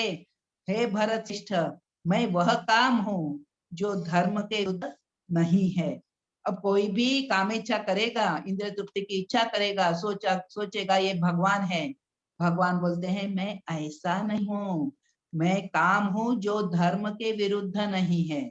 सो धर्म के विरुद्ध इसका अर्थ क्या हुआ कि जब हम अपने इंद्रियों को, अपनी जननेंद्रियों को, उनका उपयोग किस लिए करेंगे? कृष्ण भावना भावित संतान को पैदा करके उनको भक्ति में लगाएंगे। अगर हम ऐसी संतान पैदा करेंगे तो वो काम मैं हूँ बोलते हैं। हम कामेच्छा के लिए अगर ये करेंगे तो वो इच्छा पूर्ति के करेंगे काम, तो वो काम भगवान नहीं है। ये चैव सात्विका भाव राजसा तामसाश्च ये मत्त एवेति तान् विद्धि नत्वहं तेषु ते मयि। तुम जान लो कि मेरी शक्ति द्वारा सारे गुण प्रकट होते हैं। हमको मालूम है 3 प्रकार के गुण हैं, सतोगुण, रजोगुण, तमोगुण। चाहे सतोगुण हो, रजोगुण हो या तमोगुण हो, एक प्रकार से मैं सब कुछ हूँ, किंतु मैं स्वतंत्र हूँ। मैं प्रकृति के गुणों के अधीन नहीं हूँ, अपितु वे मेरे अधीन हैं। अब भगवान बोल रहे हैं कि मैं सतोगुण में, हाँ, सारे गुण मेरी शक्ति से प्रकट होते हैं। सो मैं इन गुणों के ऊपर हूँ। हमको ये नहीं सोचना चाहिए अरे देखो भगवान आते हैं, भगवान का भी जन्म होता है, भगवान को भी कष्ट सहने पड़ते हैं, भगवान की भी मृत्यु हो जाती है, तो भगवान और हम में अंतर क्या है? ऐसी बात नहीं है। सो भगवान बोलते हैं इन गुणों के हमारे हमारे ऊपर तीनों गुणों का असर रहता है, लेकिन भगवान बोलते हैं मैं ये प्रकृति के गुण है और मैं प्रकृति का नियंत्रक हूँ। तो प्रकृति इन गुणों पे ऊपर नियंत्रण करती है, मेरा नियंत्रण प्रकृति के ऊपर है, तो मैं इन सब के ऊपर हूँ, मैं उनके अंतर्गत। प्रकृति का तीन गुणों का प्रभाव मेरे ऊपर नहीं पड़ता है। जन्म मृत्यु जरा व्याधि मेरे लिए नहीं है। ओके। त्रिभिः गुणमयैर्भावैरेभिः सर्वमिदं जगत् मोहितं नाभिजानाति मामेभ्यः परमव्ययम्। तीन गुणों के द्वारा मोहग्रस्त यह सारा संसार मुझ गुणातीत तथा अविनाशी को नहीं जानता। सो यही है कि हम तीन गुणों द्वारा हम सारे जो जीव हैं, एक हम मनुष्य ही नहीं, सारे जीवों के ऊपर तीन गुणों का असर रहता है। ओके।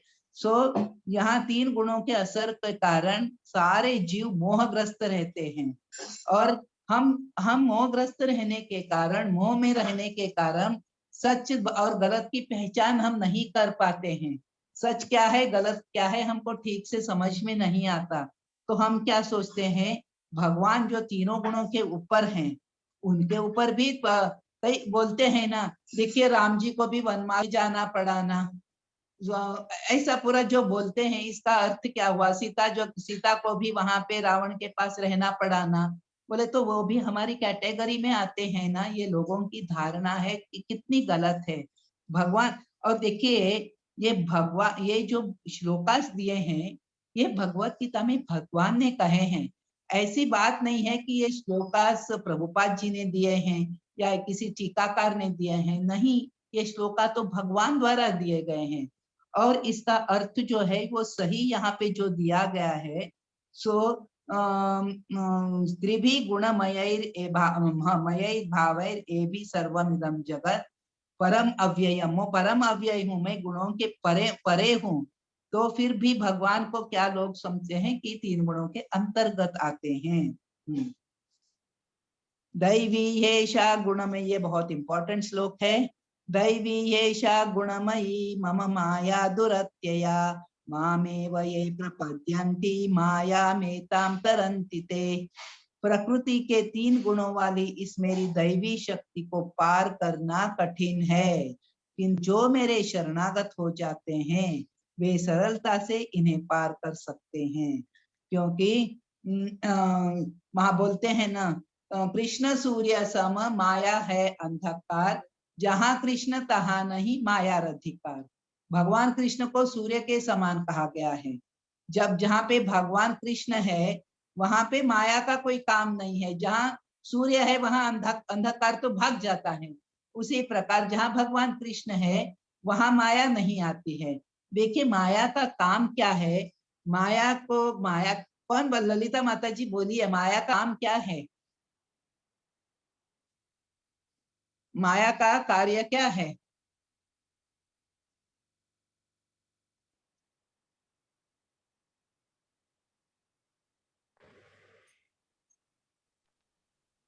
हरे कृष्णा, माया का क्या काम है? हरे कृष्णा, दंडवत प्रणाम। हाँ दंडवत प्रणाम, बोलिए बोलिए, माया का काम क्या है? माया हमको भगवान से दूर लेके जाती है। Very good. माया का क्या काम है कि हम जो ये है ना, मीन्स हमारे अंदर इतना दृढ़ भगवान के प्रति भक्ति नहीं है, हमारे अंदर भगवान के ऊपर इतना ज्यादा विश्वास नहीं है। ऐसे लोगों के लिए माया क्या करती है, उनको भगवान से दूर लेके जाने का काम करती है, उनको मोहित करने का, उनको प्रलोभन देती है। अच्छा सुषमा माता जी, आप बताइए कि कैसे प्रलोभन देती है और दूर लेके जाने का प्रयास करती है?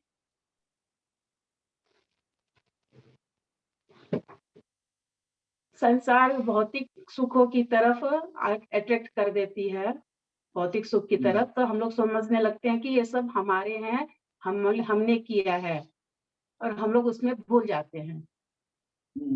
सो माया क्या देती है, अरे अच्छी सुंदर पत्नी चाहिए ले लो, नौकरी चाहिए ले लो, छोकरी चाहिए ले लो, घर चाहिए ले लो, पैसा चाहिए ले लो, सब अच्छी से संतान चाहिए, सब दे देती है। और हम एक एक लेके सोचते हैं कि ये हमारा मीन्स ये मेरे कारण, मेरी कैपेबिलिटी का कारण हुआ है, ऐसा सोचते सोचते माया प्रलोभन देते देते हमको इस भौतिक जगत से बांध के रखती है। और अगर उस ऐसा मिलने के बावजूद भी हम भगवान को अगर नहीं भूलते हैं, हम भगवान की तरफ आगे बढ़ना चाहते हैं, फिर वही माया हमको, ये महामाया है, फिर वही माया हम माया बन के भगवान की तरफ ले जाती है। सो भगवान की ये जो माया है, तो भगवान बोलते हैं जो मेरे शरणागत हो जाते हैं वे सरलता से इसे पार कर सकते हैं। ये भव सागर जो है ये बहुत कठिन है, लेकिन हम अगर भगवान के चरण कमलों का सहारा लेते हैं तो इससे आसानी से पार हो जाते हैं। सो यहाँ जो भौतिक क्लेश है, ये भौतिक क्लेश है 3 तरह के, आदि भौतिक, दैविक, आध्यात्मिक। फिर 4 प्रकार की प्रॉब्लम्स है, जन्म, मृत्यु, जरा, व्याधि। सो इन सब के कारण हम इस भौतिक जगत में दुखी हैं, सो बहुत संतप्त हैं। भगवान ने भगवत गीता में ही कहा है ये भौतिक जगत क्या है, दुखालयम अशाश्वतम, और इस दुखालय में हम सुख ढूंढ रहे हैं, ये संभव है क्या? ये नहीं है। तो इसीलिए हमको क्या करना चाहिए, भगवान की शरण लेनी चाहिए, क्योंकि हम इससे हमको यहाँ सुख मिलने वाला नहीं है, टेम्पररी सुख मिलता है।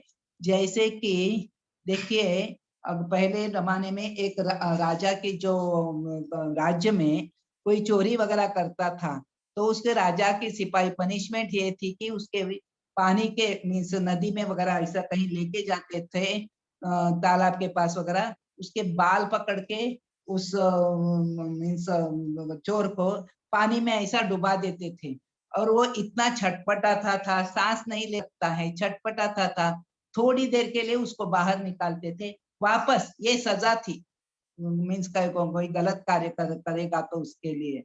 तो देखो, सांस तो आराम से ले सकता था, गलत काम करके उसको ऐसी सजा प्राप्त हो रही है। वैसे ही हम भगवान की भक्ति में लग जाते हैं तो उनके कोई भी प्रॉब्लम नहीं है, इस भौतिक जगत में हम आराम से जी सकते हैं। लेकिन हम गलत कार्य कर बैठते हैं, ये भौतिक आसक्ति के कारण कई पाप करते हैं, उसके लिए हमको यहाँ पे दुख मिलता है। भगवान के चरण कमल एक ऐसी छतरी है कि ये सारे दुखों से, सारे दुखों की जो वर्षा है उससे हमको बचाती है। और इस छतरी की और एक स्पेशलिटी है कि वो हमको अंदर से भी हमारे ऊपर अमृत की वर्षा करती है। सो ये बहुत ही भगवान के चरण कमल इतने सुंदर हैं। दूसरी उपमा है कि वो जो चक्की रहती है, चक्की में जो दाने एकदम वो सेंट्रल, वो जो लोहे की जो डंडी रहती है उसको चिपके रहते हैं, वो दाने पीसे नहीं जाते। सो ये भौतिक जगत एक चक्की है, हम सारे जीव उसमें पीसे आ रहे हैं, लेकिन जो भगवान के चरण, वो डंडी जो है भगवान के चरण कमलों के समान है। अगर उस डंडी को हम पकड़ लेते हैं तो हम पीसे नहीं जाएंगे। ओके, सो हमको भगवान की शरण लेना ना महत्वपूर्ण है। और यहाँ पे आगे भगवान बताते हैं कौन मेरी शरण में आता है, कौन नहीं आता है। नमाम दुष्कृति नो मूढ़ा प्रपद्यन्ते नराधमः मायया परतज्ञान आसुरं भावमाश्रितः।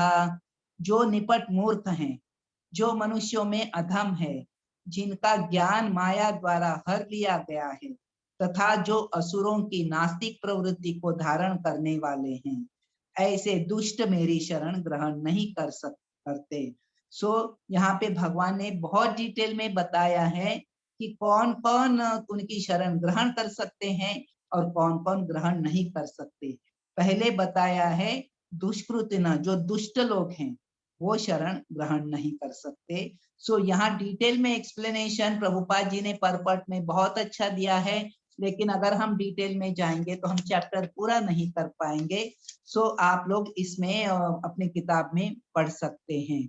अतएव मूढ़ नराद मायया परत ज्ञानी तथा नास्तिक के 4 प्रकार के दुष्कृति कभी भी भगवान के चरण कमलों की शरण में नहीं जाते, भले ही सारे शास्त्र तथा आचार्य ऐसा उपदेश क्यों न देते हों। सो इनके पास सुकृति नहीं है। सुकृति क्या है, अगले श्लोक में बताया है। चतुर्विधा भजन्ते माम जना सुकृतिनोऽर्जुन आर्थो जिज्ञासु अर्थार्थी ज्ञानी च भरतर्षभ। सो भगवान बताते हैं, हे भरत श्रेष्ठ, 4 प्रकार के पुण्यात्मा मेरी सेवा करते हैं, आर्त, जिज्ञासु, अर्थार्थी तथा ज्ञानी। सो हम एक ही ये देखेंगे कि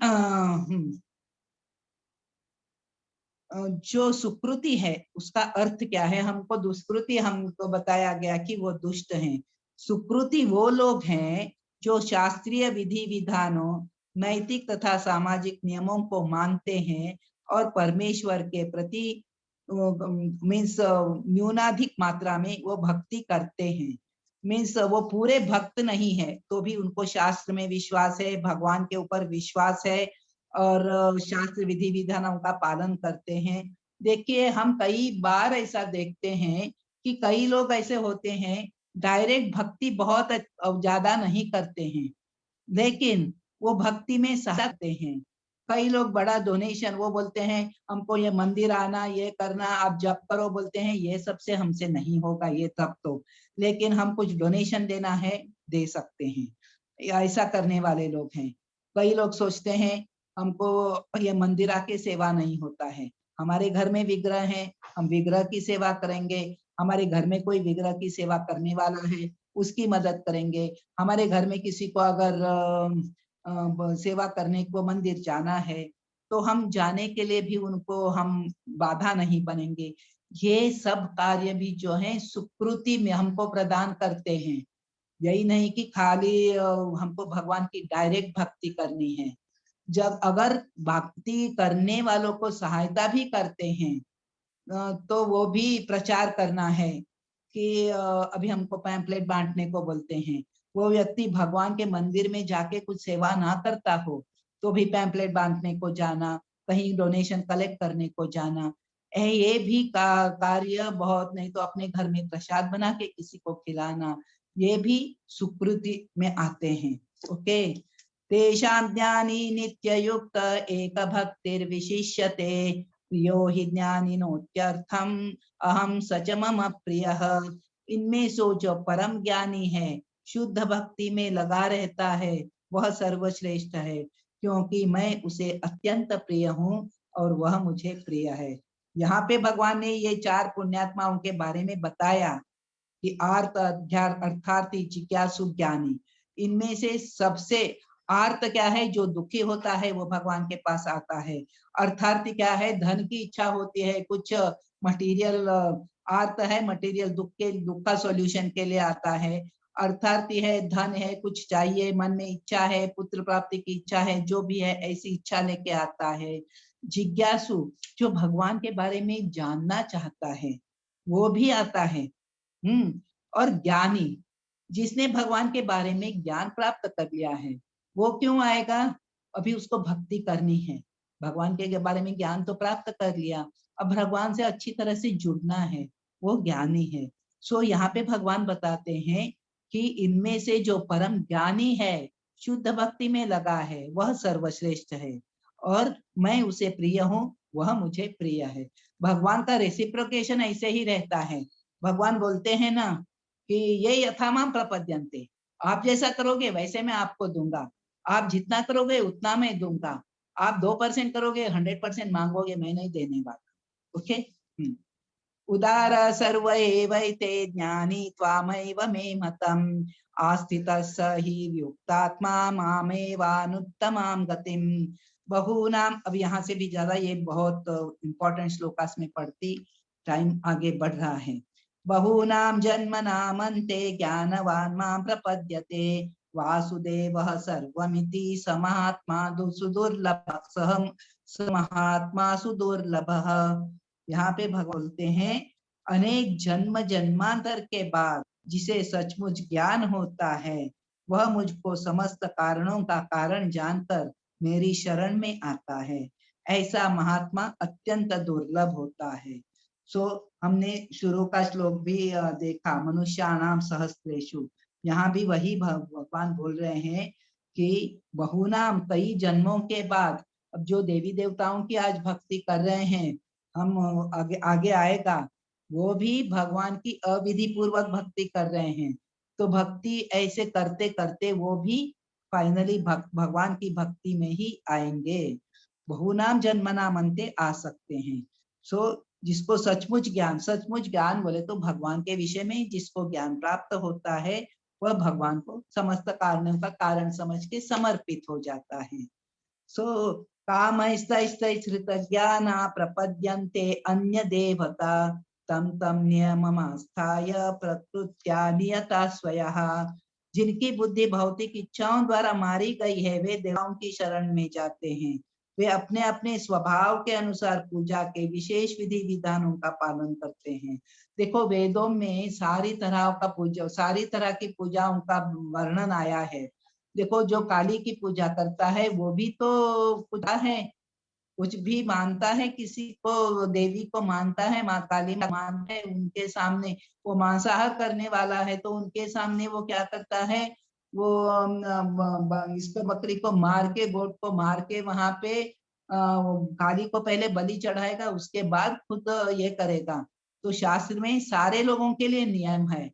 वेदों का ज्ञान जो है सारी मानवता के लिए है, और मानवता में ये जो आदिवासी हैं, दो दलित हैं, ऐसे लोग भी हैं, ब्राह्मण क्षत्रिय वैश्य शूद्र ऐसे भी लोग हैं। सो हर एक की उनकी जो धारणा है, जो जिसको मानते हैं उसी प्रकार उनकी वहां पे श्रद्धा स्थिर कर देते हैं, भगवान आगे बोलेंगे।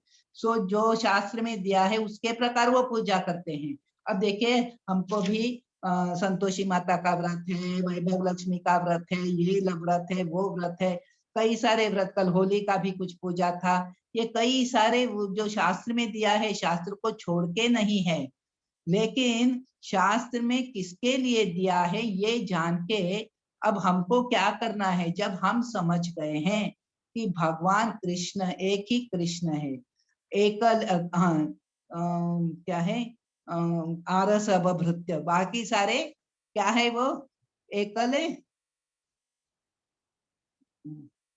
ईश्वर, एकले ईश्वर कृष्ण आरस अभभृत्य, ऐसा कुछ है कि भगवान एक ही हैं कृष्ण, और बाकी सारे उनके प्रतिनिधि हैं, उनके दास हैं। जब वो दास खुद को दास मानने को तैयार है, लेकिन हम उनको ये हमारे आराध्य बना के बिठाते हैं, लेकिन वो खुद नहीं बोलते हैं कि हमारी पूजा करो।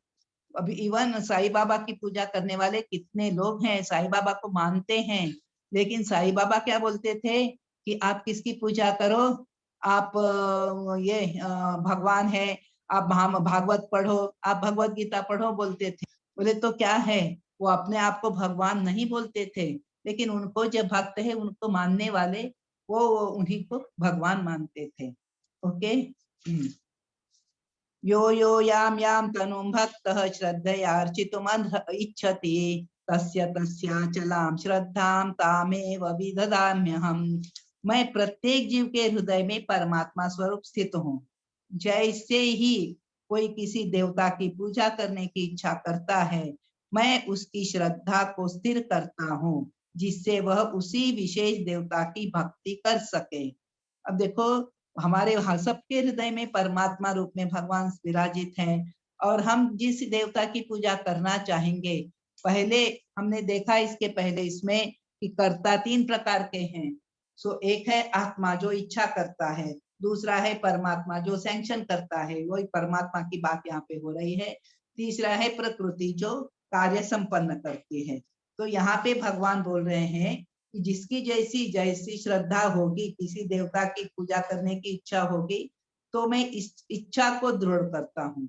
सो सबसे पहले भगवान हमसे कराते हैं। भगवान कितना भी आप मंदिर में बुलाओ, हम नहीं आ सकते, भगवान की इच्छा होगी तब आएंगे, नहीं। भगवान की तो हमेशा ही इच्छा होती है कि मेरे पास आ जाओ। सर्वधर्मान परित्यज्य, भगवान ने सबको डायरेक्ट इंस्ट्रक्शन दे दिया है, सारे धर्म छोड़ के मेरे पास आ जाओ। हम जाते नहीं है, लेकिन बोलते हैं जब भगवान बुलाएंगे तब आएंगे, जब भगवान की इच्छा होगी तब आएंगे। हम इच्छा करना हमारा काम है, सही इच्छा हो गलत इच्छा हो, इच्छा को करना हमारा काम है, पूरी करना भगवान करें। सतया श्रद्धया युक्तस्तस्याराधनमीहते लभते च ततः कामान् मय्येव विहितान् हितान्। ऐसी श्रद्धा से समन्वित देवता विशेष की पूजा करने का प्रयत्न करता है और अपनी इच्छा की पूर्ति करता है, किंतु वास्तविकता तो यह है कि ये सारे लाभ केवल मेरे द्वारा प्रदत्त हैं। हम क्यों करते हैं, हमको समझना चाहिए। हम देवताओं की पूजा क्यों करते हैं?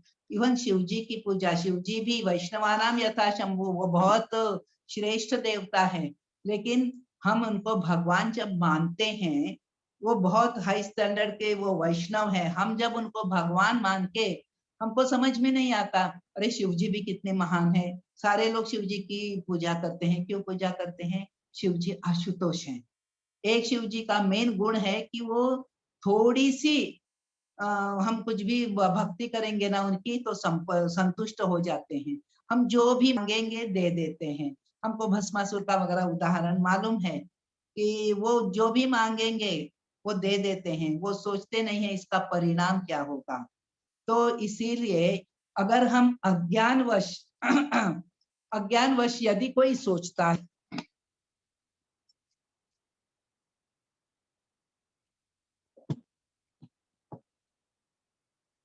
कि शिव जी ही भगवान है, तो क्या हो जाता है? शिव जी खुद भगवान नहीं है, लेकिन वो देखते हैं, अरे ये भक्त तो भगवान के पास जाना चाहता है, लेकिन वो मेरे को ही भगवान मान के मेरी भक्ति कर रहा है। तो उनको वो शिव जी अंदर से प्रेरणा देके हमको भगवान की तरफ मोड़ते हैं। ये मेरा अपना एक्सपीरियंस है। मैं भी पहले शिव जी का ओम नमः शिवाय जप करती थी, लेकिन भगवान की उनकी कृपा हो गई। भगवान को उन्होंने, क्योंकि मेरे को लगता था सब एक स्तर पर हैं, सभी देवता एक स्तर पर हैं, लेकिन शिव जी बहुत जल्दी हमारी बात पूरी करते हैं ना, इसके लिए शिव जी की हम ऐसे कंजूस हैं। कंजूस बोले तो भगवान की भक्ति करने में बहुत कंजूसी दिखाते हैं, तो और ना समझ है। शिव जी भी एक है, भगवान भी एक है समझ के जब हम भक्ति करते हैं तब प्रेरणा देते हैं। वो शिव जी ने प्रेरणा दी कि आपको इनकी भक्ति करनी है बोल के, ओके। और ये सबको प्रेरणा दे सकते हैं अगर वो कोई मीन्स भगवान उस देवता को भगवान समझ के पूजता है, भगवान कृष्ण और उस देवता में अंतर नहीं है ऐसे मान के अगर वो पूजा करता है, और तो भगवान देखते हैं सिंसियर है लेकिन गलत रास्ते पे जा रहा है, तो इसको यहाँ पे मोड़ दो। गलत बोले तो बहुत गलत नहीं है, लेकिन यहाँ पे आगे भगवान बता देंगे। अंतवन्तु फलम तेषां तद्भवत्यल्पेधसां देवान् देवयजो यान्ति मद्भक्ता यान्ति मामपि। अल्प बुद्धि वाले व्यक्ति देवताओं की पूजा करते हैं और उन्हें प्राप्त होने वाले फल सीमित तथा क्षणिक होते हैं। देवताओं की पूजा करने वाले देवलोक को जाते हैं, मेरा भक्त अंततः मेरे परम धाम को। सो गोलोक वृंदावन जो है भगवान का धाम है, वहां पे पहुंच जाता भगवान का भक्त। और जो लोग देवताओं की पूजा करते हैं वो देवताओं के लोक को चले जाते हैं, और उनका जो पूजा का जो फल है, भक्ति का जो फल है, वो भी इस जन्म के साथ ही, या कुछ भी चाहिए मन में कुछ भी इच्छा रख के, हमको बेटा चाहिए, ओके बेटा हो गया, खत्म हो गया, वो फल खत्म हो गया बोले तो बेटा हो गया, फिर हम दूसरा कुछ भी मन में इच्छा करके वापस वो भक्ति मीन्स वो व्रत रखते हैं, ऐसा कुछ करते हैं। अव्यक्तं व्यक्तिमापन्नं मन्यन्ते माम बुद्धयः परं भावमजानन्तो मम मम अव्ययमनुत्तमम्। बुद्धिहीन मनुष्य मुझको ठीक से नहीं जानने के हैं। भगवान पहले निराकार था, अब मैं इस साकार स्वरूप को धारण किया है। वे अपने अल्प ज्ञान के कारण मेरी अविनाशी तथा सर्वोच्च प्रकृति को नहीं जान पाते। सो ये लोग जो है उनकी एक धारणा यही रहती है, भगवान बोले तो उनका कोई आकार नहीं है, क्योंकि भगवान सारी सृष्टि में कैसे समा सकते हैं, एक व्यक्ति होगा तो। इसके लिए भगवान पहले यहाँ पे निराकार थे और निराकार रूप में सभी इसमें समाविष्ट थे, लेकिन अभी उन्होंने साकार रूप धारण किया है, तो अभी वो निराकार से साकार हो गए हैं। ऐसी उनकी कुछ ऐसी धारणा रहती है। वे अपने अल्प ज्ञान के कारण भगवान अविनाशी हैं, उनका कभी नाश नहीं होता। अब ये साकार हो गए तो अविनाशी खत्म हो गया, ऐसा सब सोचना गलत है। तथा सर्वोच्च उनकी सर्वोच्च प्रकृति है। वो अपने धाम में रहते हुए भी यहाँ पे लीला कर सकते हैं, यहाँ पे आके भक्तों को दर्शन दे सकते हैं, भगवान ने जो भक्तों ने भोग लगाया उसको ग्रहण कर सकते हैं। ये सब में उनको विश्वास नहीं है। नारद मुनि भी ऐसे ही हम लोगों जैसे लोगों को समझाने के लिए नारद मुनि गए थे द्वारका। ये 16,108 रानियों के साथ भगवान अकेले कैसे रहते हैं?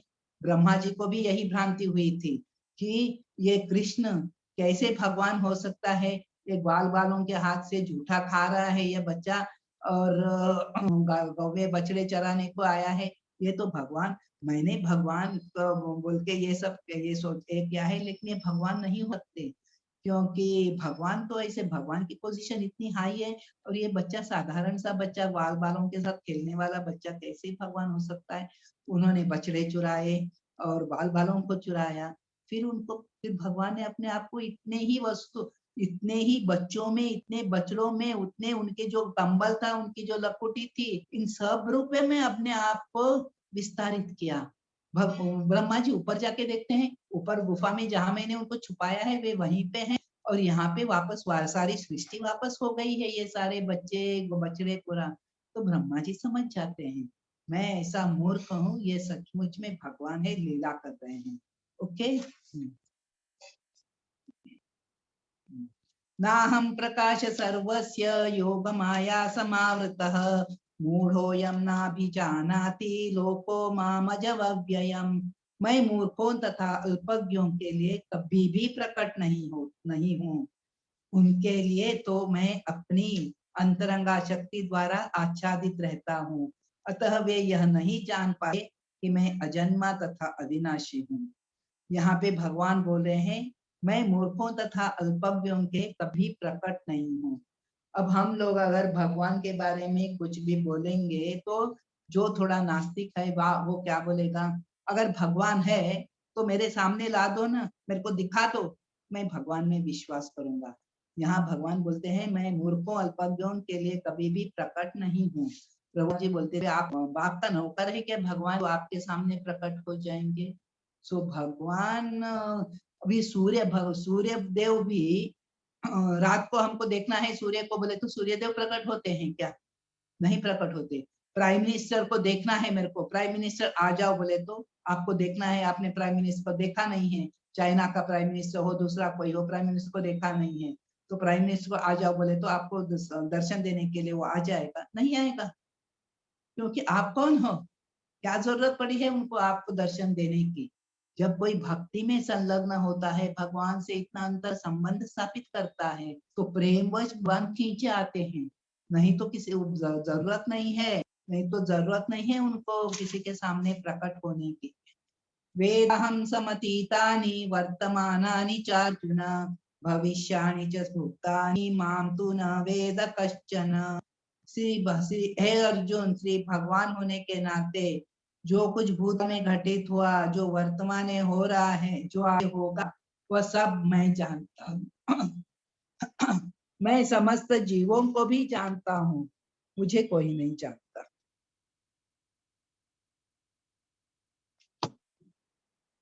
भगवान की इच्छा से ही हम भगवान को जान सकते हैं, भगवान की कृपा से जान सकते हैं, अपनी शक्ति से नहीं जान सकते। लेकिन भगवान ऐसे हैं, वो पास्ट के भी जानते हैं, प्रेजेंट को भी जानते हैं, आगे होने वाला है वो भी सब कुछ जानते हैं। इच्छा द्वेष समुत्थेन द्वंद्व मोहेन भारत सर्वभूतानि सम्मोहं सर्गे यान्ति परन्तप।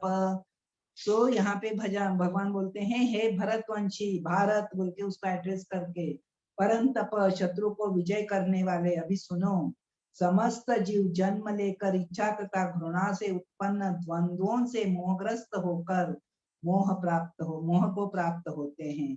सारे जीव जो है इस भौतिक जगत में जब आते हैं तो अपने पूर्व जन्म के संस्कारों को लेके आते हैं।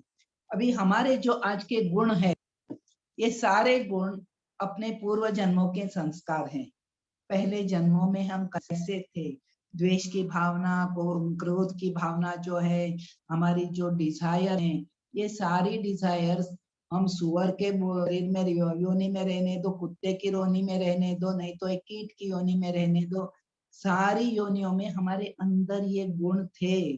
तो यहाँ पे समस्त जीव जन्म लेकर इच्छा तथा घृणा से उत्पन्न द्वंद्वों से मोहग्रस्त रहते हैं, और यहाँ आने के बाद हमारा वो चालू हो जाता है आगे अकाउंट उसका, कि मीन्स हमारा स्वभाव तो मन बुद्धि अहंकार सूक्ष्म शरीर जो रहता है वो आत्मा के साथ चला जाता है, और वही आत्मा दूसरे शरीर में जब जाएगी तो सूक्ष्म शरीर जो है आत्मा के साथ वापस आता है। लेकिन हम अगर भगवान में मन लगाएंगे, पूरी तरह भगवान में इंद्रियों लगाएंगे, मन को लगाएंगे, भगवान बोलते हैं ना, मय्येव मन आदत् स्व मयि बुद्धिम निवेशय निवसिष्यसि मय्येव अथ ऊर्ध्वं न संशय। सो मेरे को ही प्राप्त हो जाएगा, उसमें संशय नहीं है। क्या करना है? मन को मुझ में लगाना है। मयि बुद्धि निवेशय, बुद्धि को भी मुझ में जोड़ना है। तो हम क्या है, मन इधर उधर भागता है और बुद्धि भी भगवान में नहीं लगी है। हमारी बुद्धि और कुछ कुछ सोचती है, भौतिक विषयों के बारे में सोचती है, तो सही गलत कुछ भी दूसरा बताती है।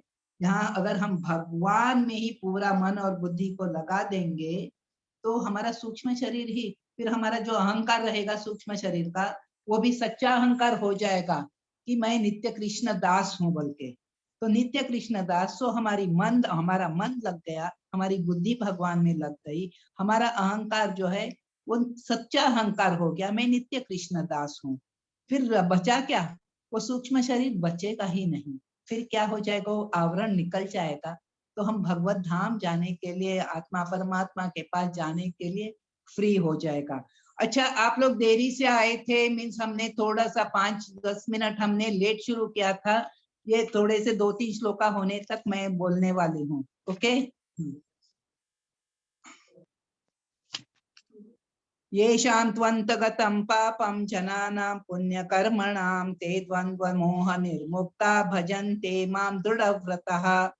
यहाँ पे देखो भगवान, ये लास्ट के श्लोका भी बहुत इंपॉर्टेंट है। येषां तु अंतगतम पापम जनानां पुण्यकर्मणां, जिन्होंने पुण्य कर्म किए हैं, जिनके पूर्व जन्मों में इस जन्म में पुण्य कर्म किए हैं, पाप कर्मों का उनका नाश हो चुका है, वे द्वंद्व मोह निर्मुक्ता। यहाँ द्वंद्व क्या है? सुख है, दुख है, सर्दी है, गर्मी है, ये सारा अच्छा बुरा, ये सारा द्वंद्व से वो मुक्त हो जाता है। उसको इसमें कुछ भी फर्क नहीं पड़ता। एक भगवान की भक्ति करनी है, भगवान की भक्ति में अच्छा बुरा कुछ भी नहीं है, सारा कुछ अच्छा ही है। वे ते द्वंद्व मोह निर्मुक्ता भजन्ते मां दृढ़व्रतः। सो वे संकल्प पूर्वक मेरी सेवा में तत्पर होते हैं। उनको संकल्प यही है कि मेरे को मरने तक भगवान की भक्ति करनी है, और ये कुछ है जो अपना जीवन चलाने के लिए जो भी जरूरी है वो सेकेंडरी है। मेरी प्राइमरी ड्यूटी है भगवान की भक्ति करना। जरा मरण मोक्षाय मामाश्रित्य यतन्ति ये तय ब्रह्म तद्विदुः कृत्समध्यात्मं ते ब्रह्म तद्विदु कृत्समध्यात्मं कर्म चाखिलम्। जो जरा तथा मृत्यु से मुक्ति पाने के लिए यत्नशील है रहते हैं, वो बुद्धिमान भक्त मेरी भक्ति की शरण ग्रहण करते हैं। वे वास्तव में ब्रह्म है, क्योंकि वे दिव्य कर्मों के विषय में पूरी तरह जानते हैं। सो कौन व्यक्ति जरा मृत्यु, बोले तो ये हमारे 4 प्रॉब्लम्स है।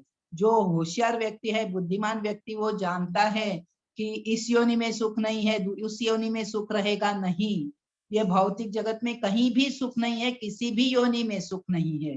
तो वो क्या करता है? मुक्ति, इस जन्म मृत्यु के चक्र से वो छूटना चाहता है, इसीलिए वो प्रयत्नशील रहता है।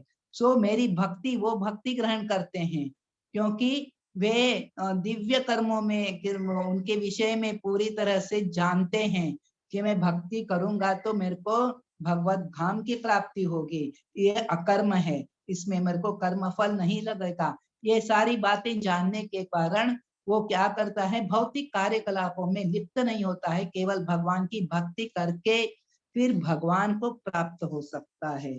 साधिभूताधिदैवं मां साधि यज्ञं च ये विदुः प्रयाण काले च मां ते विदुर्युक्त चेतसः जो मुझ परमेश्वर को मेरी पूर्ण चेतना में रहकर मुझे जगत का, देवताओं का तथा समस्त यज्ञ विधियों का नियामक जानते हैं, वे अपनी मृत्यु के समय भी मुझ भगवान को जान और समझ सकते हैं।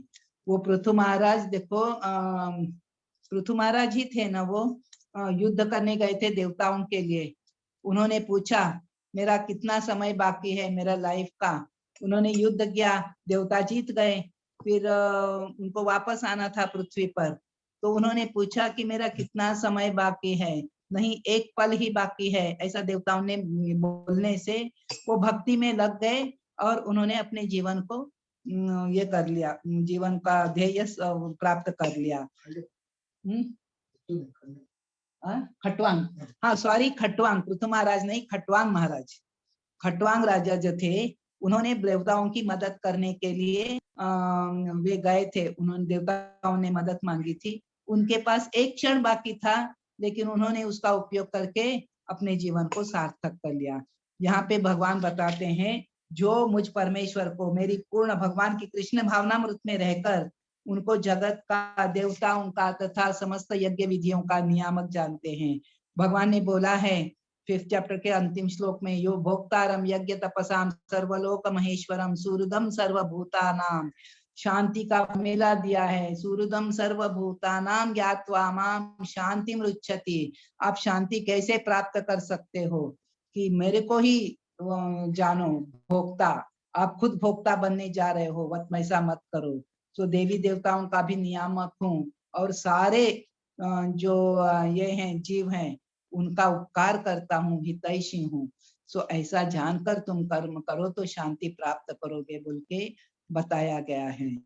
ओके, सो आज ये 7th चैप्टर बहुत इंपॉर्टेंट था, लेकिन आप लोग जुड़ जाते हो बहुत धीरे धीरे, क्या करना, तो इसीलिए मेरे को रुकना पड़ता है। लेकिन आगे मैं जो 10 लोग आ रहे हैं, 12 लोग आ रहे हैं, वो भी नहीं आएंगे सोच के यहाँ पे मेरे को विराम देना पड़ता है। Okay, I have completed this chapter. और कैसा समझ में आया कि बहुत फास्ट हो गया, कैसे हो गया बताइए। सुदर्शन प्रभु जी, खगेंद्र प्रभु जी और अर्चना माता जी, अच्छा चल रहा है माता जी। समझ में आ रहा है? हाँ जी कुछ समझ आ रहा नोट है। ले रहे हैं क्या? हाँ थोड़ा बहुत लिख लेते हैं। अच्छा, आपने पहले कभी किया था क्या ऐसा कोर्स? नहीं पहले नहीं करा। सुदर्शन प्रभु जी ने तो किया था। नहीं, कोर्स नहीं किया, पढ़ा है। अब पढ़ा है? हाँ। ओके, तो आपको कुछ डाउट वगैरह है, कुछ ये है? माता जी डाउट है एक। बोलिए। आपने 4 प्रॉब्लम्स बताई थी, जन्म, मृत्यु, जरा और व्याधि। हाँ, तो ये व्याधि क्या चीज है? व्याधि बोले तो बीमारी प्रभु जी, हमको जो है प्रॉब्लम्स आते हैं ना, उसको व्याधि कहा गया है। और आधि भौतिक, आधि दैविक, आधि आध्यात्मिक के 3 प्रकार के क्लेश हैं। हमारे लोगों को मालूम है, लेकिन दया लोगों को ये मालूम नहीं है। आधि भौतिक बोले तो जो दूसरे जीवों द्वारा हमको क्लेश मिलते हैं, तो दूसरे बोले तो दूसरे मनुष्य भी हो सकते हैं। अब सोचिए, मन को और शरीर को तकलीफ हो जाती है ना दूसरे मनुष्यों से, मच्छर है, सांप है, ये दूसरे जीव भी, चींटी है, हमको काटते हैं, तो वो आधि भौतिक हो गए। आधि दैविक क्लेश तो है, वो क्या है कि दूसरे ये देवता जो हमको जो ये हमारे को सुविधा प्रदान करते हैं। अभी अतिवृष्टि हो गई तो भी प्रॉब्लम है, वृष्टि नहीं हुई तो भी प्रॉब्लम है, सूखा पड़ गया ऐसा पूरा हुआ तो भी प्रॉब्लम है, और भूकंप हो गया, ये पूरा जो प्रॉब्लम्स है निसर्ग के, तो उसको आधि दैविक कहा गया है। आध्यात्मिक, अपना शरीर और अपना मन अपने को तकलीफ देता है। अपना मन तो हमारा सबसे बड़ा शत्रु है ना, वो भी हमको तकलीफ देता है। तो ये 3 तरह के ताप हैं। सो वो आध्यात्मिक क्लेश है जो शरीर और मन के द्वारा मिलते हैं। ओके, और कुछ डाउट है? नहीं बस यही doubt. Okay, thank you very much. आप कुछ लिख के कुछ सुनाते तो मेरे को अच्छा लगता, लेकिन क्या करूं, कोई भी सुनाने को तैयार नहीं है। ओके, आप आ रहे हो, वक्त निकाल रहे हो, यही मेरे लिए बहुत है। Thank you very much. Hare Krishna. Srila Prabhupada की जय। वांछा कल्प तरुभ्यश्च कृपा सिंधुभ्य एव च पतितानां पावनेभ्यो वैष्णवेभ्यो नमो नमः। अनंत कोटि वैष्णव वृंद की जय। श्रील प्रभुपाद की। हरे कृष्णा। ओके।